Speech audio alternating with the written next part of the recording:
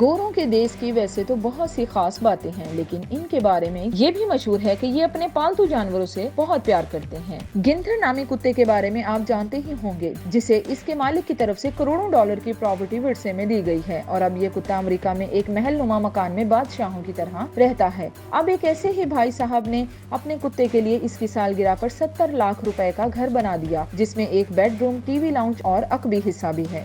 YouTube پر share ہونے والی ایک ویڈیو میں کتے کے مالک نے اس کی سالگرہ پر ایک گھر تحفے میں دینے کا فیصلہ کیا اور دوست کی مدد سے اپنے منصوبے کو مکمل کیا۔ گھر کی تعمیر سے سالگرہ والے دن کتے کو نئے گھر میں منتقل کرنے اور سالگرہ کے جشن تک کے تمام مناظر اس ویڈیو میں شامل ہیں۔ کتے کے مالک کا کہنا ہے کہ اس سے قبل اس کے پاس ایک کتا تھا جسے وہ بہت پسند کرتا تھا، اور وہ پھر بیمار ہو کر فوت ہو گیا، جس کے بعد میں اداس رہنے لگا تھا۔ میری ایک دوست نے مجھے ایک کتا دیا۔